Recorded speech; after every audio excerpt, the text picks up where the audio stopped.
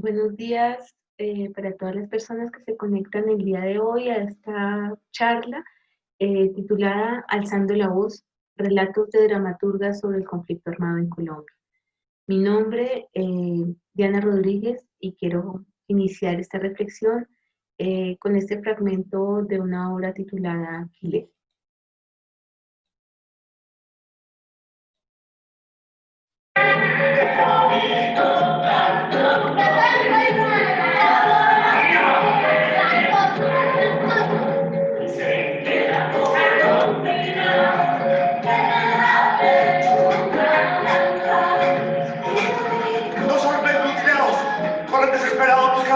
Corren 80 metros hasta llegar a la casa de las hermanas Agustinas. Llegan a la casa, golpean desesperadamente para que alguien les abra. Pero nadie les abre. Y los dos hombres mueren desangrados frente a la puerta.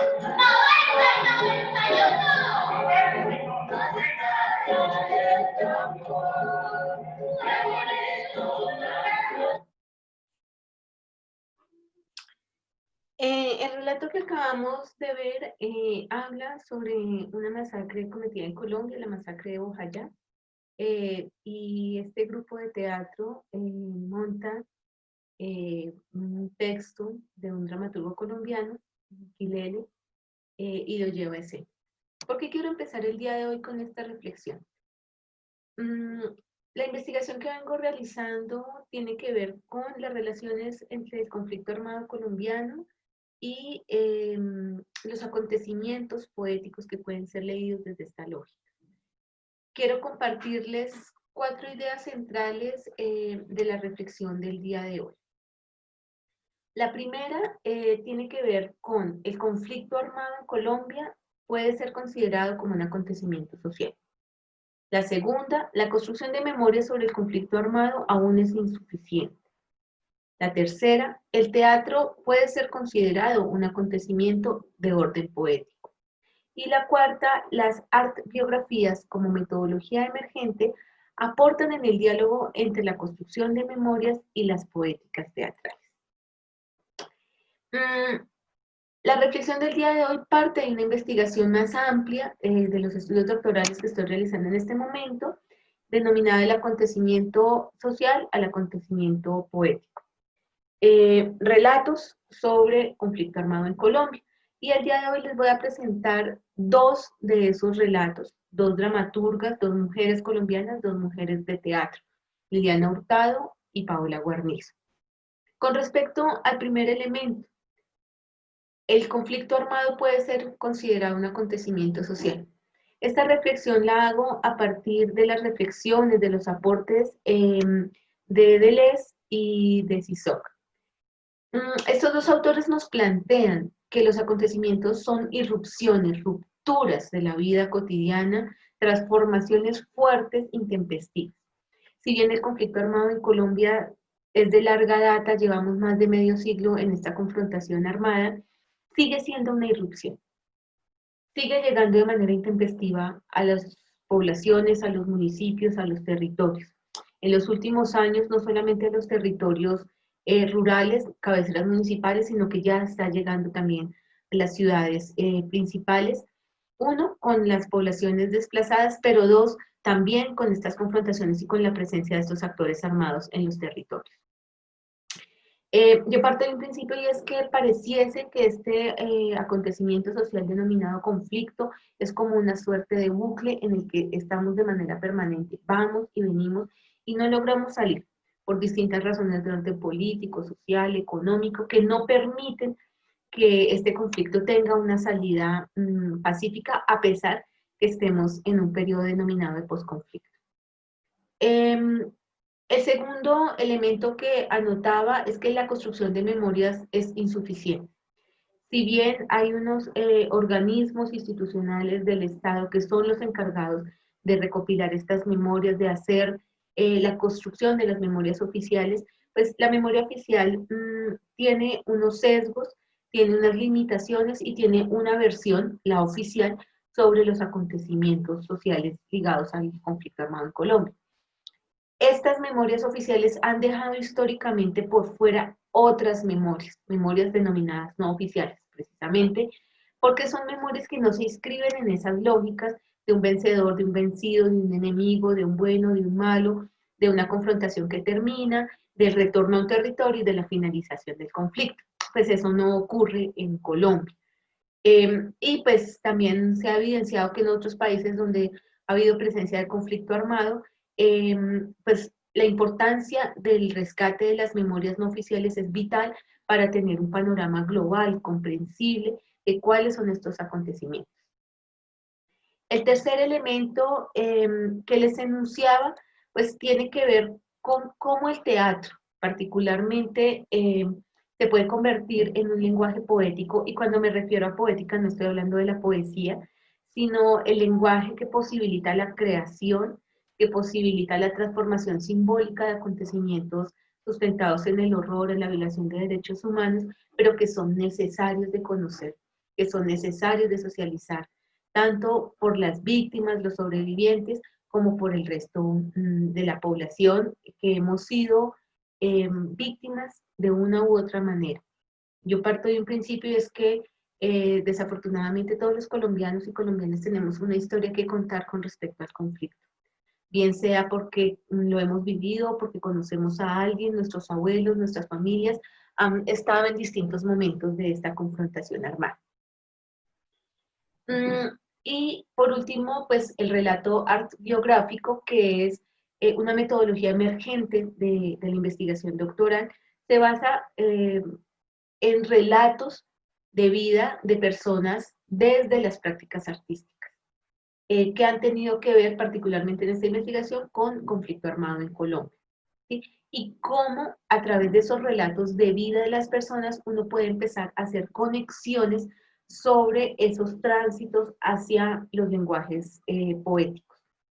Cómo el haber conocido a una víctima en un territorio, cómo haber abordado un texto investigativo, cómo haberse enterado de las situaciones de desplazamiento, de ejecuciones extrajudiciales, conmueven y hacen que el creador o la creadora empiece a generar unos vínculos, unos tránsitos que llevan ese acontecimiento social basado en el horror a un lenguaje poético, para que los públicos, para que el mismo creador e incluso los habitantes de los territorios que han sido azotados por la violencia puedan hacer, uno, reparaciones simbólicas; dos, reconocimiento de los acontecimientos; tres, una reconstrucción colectiva de la memoria.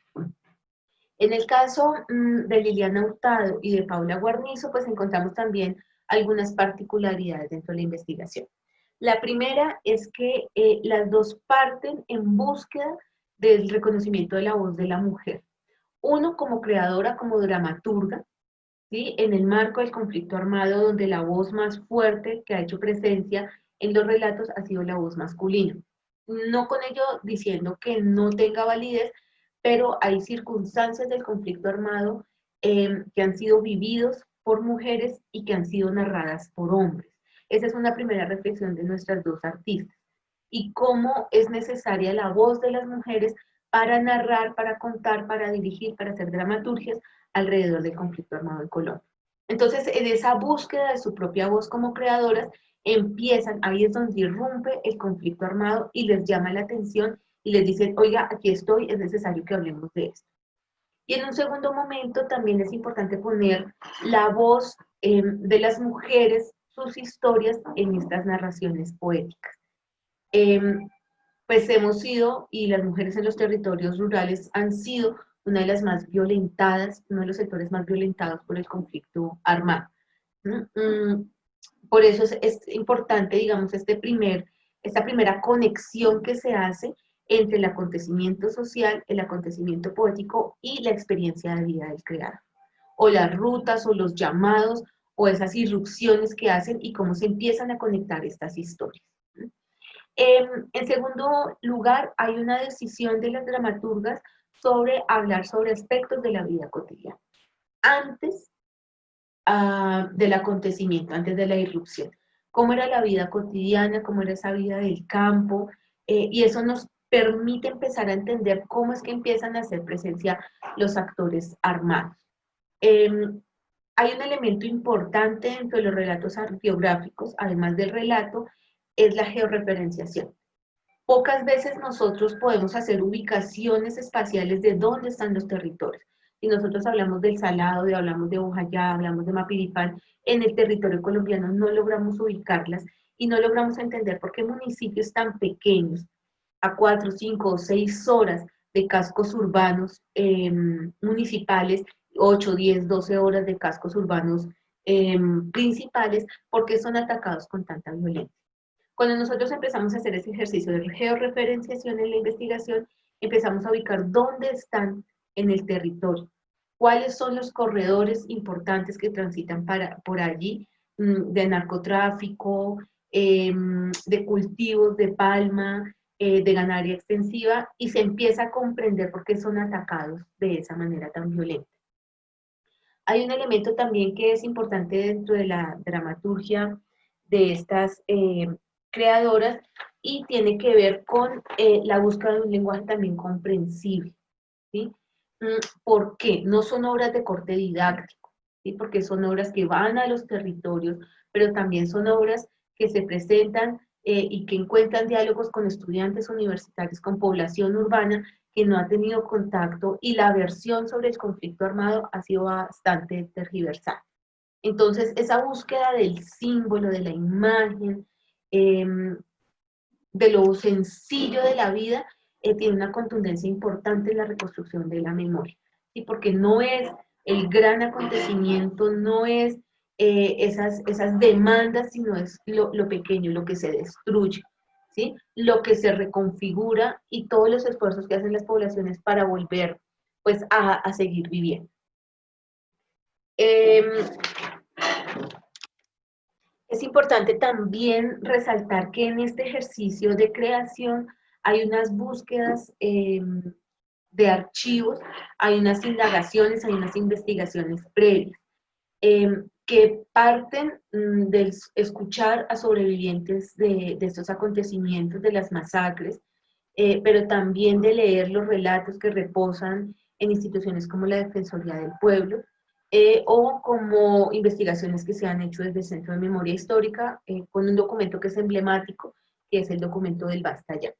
Entonces, esta búsqueda de archivos, este diálogo con sobrevivientes, hace que este tránsito, estos vínculos entre el acontecimiento social y el acontecimiento poético, empiecen a trazarse de manera muchísimo más específica, ¿sí? No son grandes trazos, sino que lo que se busca en esta reconstrucción de memoria es ir sobre aquellas cosas que son obvias, aquellos sucesos que se dieron y no son narrados porque quedan eclipsados por la brutalidad de la situación, ¿sí?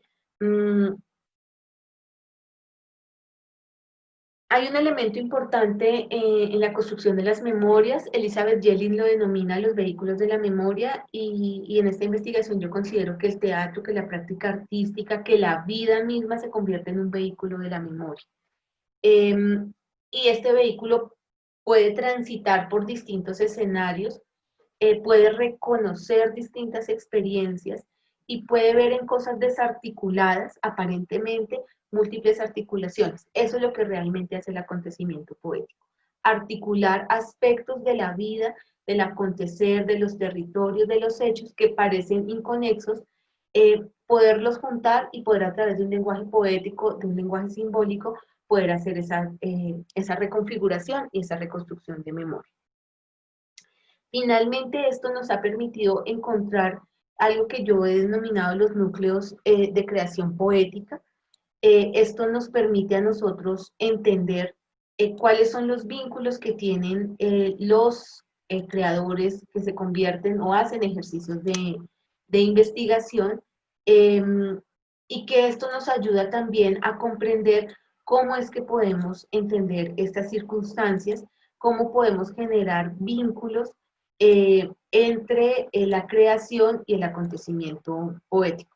En este momento quiero compartirles una de esas construcciones que yo he venido haciendo alrededor de los núcleos de creación poética. Acá nosotros podemos ver, por ejemplo, en el tono oscuro, cuáles son las reflexiones que en el caso, por ejemplo, de Liliana, ella empieza a hacer con respecto a su investigación. Superar los miedos a escribir, cómo la imagen del dramaturgo está rodeado de un halo de misterio, entonces ciertas personas son capaces de escribir. La mujer como escenario poético y dramatúrgico, cómo hacerle frente al acontecimiento social. No se trata de disfrazarlo, no se trata de restarle importancia, pero sí desde un lenguaje poético hacerle frente. Escritura de la vida cotidiana, el arte entre más poético, más político, es, digamos, una de las reflexiones que casi todos los artistas de esta investigación hacen, y la importancia de la creación colectiva. Les quiero compartir también esta imagen. Este es el municipio del Salado, ¿sí? Ustedes se van a encontrar en la parte superior izquierda con el mapa de Colombia, donde está señalado el Carmen de Bolívar, que es el municipio grande, la cabecera municipal. Dentro del Carmen de Bolívar vemos señalado el Salado, ¿sí? Y ya en la imagen más grande podemos ver el municipio. Con esto es importante dentro de la investigación darnos cuenta del lugar que ocupa la georreferenciación. Un municipio tan pequeñito en un lugar apartado de Colombia con una de las masacres más crueles y más terribles durante 3 días, sin ayuda de fuerza pública, organismos internacionales, ni Cruz Roja, nada. La población quedó sola en esta situación, y Paola Guarnizo lo que hace es tomar ese momento previo del miedo, del sentir que ya vienen, que están llegando, y hablar de esos días previos a la masacre del Salar.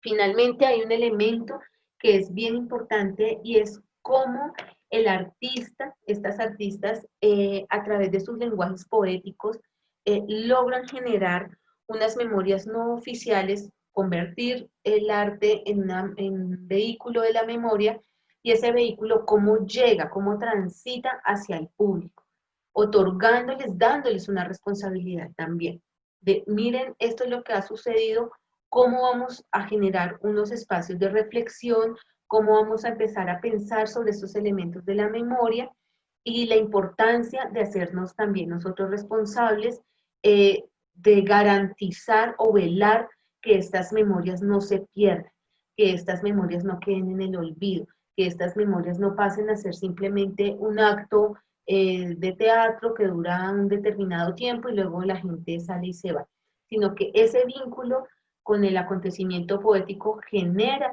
un vínculo con el acontecimiento social y una necesaria construcción y exigencia de visibilización de las memorias. Finalmente, hay un campo de reflexión que me ha ayudado mucho a comprender estas negaciones, esta falta de comprensión sobre las memorias, y tiene que ver con las epistemologías del sur. Desde 3 escenarios básicamente: el colonialismo, el capitalismo y el patriarcado. El primero, referido a cómo desde el colonialismo se genera una perspectiva de unas culturas menores, de unos grupos menores, y así son vistas muchas de las comunidades que son víctimas del conflicto armado, como grupos sociales menores, desordenados, con poco desarrollo tecnológico, con tradiciones culturales, simbólicas, como en el caso de Bojayá, y los ritos fúnebres, con las cantadoras, con los alabados, como si fuesen elementos exóticos, ¿sí? Y no que demuestran la destrucción de unas relaciones conviviales en una comunidad. El segundo tiene que ver con el capitalismo y cómo los territorios donde se dan estas confrontaciones son territorios necesarios para el desarrollo industrial del país, ¿sí? Y cómo las narraciones que se hacen sobre estos acontecimientos pues van justificando la apertura violenta de los territorios en pro del desarrollo. Y finalmente, pues, la lectura patriarcal de la memoria oficial, donde se minimizan los impactos, se ven como hechos aislados, como situaciones obvias dentro del proceso de avance y de confrontación armada. Entonces es importante esta reflexión porque el acontecimiento poético logra también adentrarnos en esa reflexión y es, estos acontecimientos se dan por qué razón, ¿sí? Esa visión de bueno o malo realmente es suficiente. Ese señalamiento que muchas veces se hace de que eran auxiliadores, que muy seguramente estaban metidos en situaciones ilegales, eh, se ven, digamos, instaladas en el imaginario social de la población y estos acontecimientos poéticos, estos vehículos de la memoria, facilitan conocer esa otra versión. ¿Sí? No para buenos y malos, y resalto esto de manera tajante, porque el conflicto armado en Colombia es mucho más complejo que un bueno y un malo de un actor que llega y es desplazado por otro. Entonces, estas son a grandes rasgos las reflexiones de este componente desde la perspectiva de las mujeres, desde la perspectiva de dos dramaturgas. La investigación, digamos, tiene otros componentes, con otros dramaturgos, con actores y con otros acontecimientos sociales ligados al conflicto armado. Por ahora, bueno, el tiempo siempre es corto. Quisiera agradecerles a los organizadores del evento por permitirme socializar un poco estas reflexiones. Una invitación pues a las personas que escuchan la conferencia el día de hoy, a que indaguemos un poco más en estos temas, en que nos arriesguemos y en que propongamos pues acciones de reconciliación, acciones de investigación y generación de nuevos saberes. Muchísimas gracias.